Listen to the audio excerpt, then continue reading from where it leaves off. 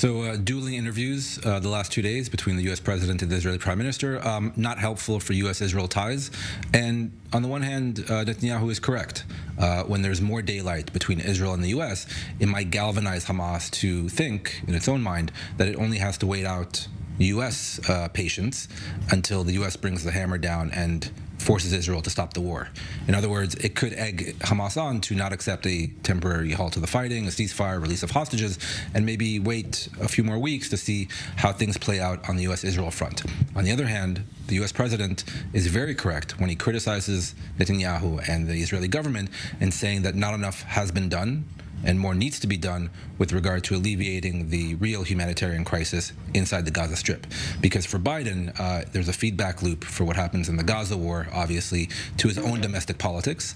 And Biden, through the interview and also, I understand, through back channels, is trying to explain to Netanyahu and really the Israeli government, you are not the only ones with politics, with domestic politics. You are not the only ones facing potentially existential crisis. Biden is facing re-election, as we all know, in November. He's up against Donald Trump.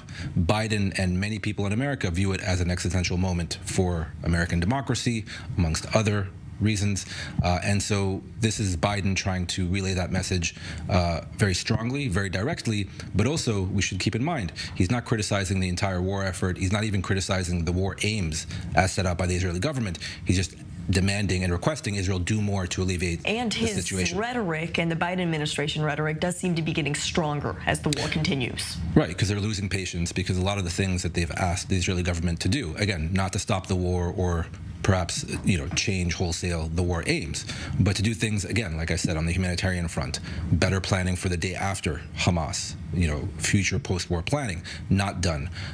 Issues relating to the West Bank and the Palestinian Authority. Netanyahu and many of his senior ministers have refused to even countenance any role for the Palestinian Authority in Gaza, something that not only the U.S. but many Arab allies of Israel are requesting and demanding of the Israeli government. So in a whole host of issues, the Israeli government has been unresponsive, while Biden, in his own mind, thinks and believes, and I would argue rightfully so, that he's gone out on a very far limb to support the Israeli war effort, including sending real military assets to the region to support Israel, shipments of munitions and weapons, cover at the United Nations diplomatically, and so on and so forth. Not a minor thing in terms of the Israeli war effort. He wants to see some reciprocation from Netanyahu.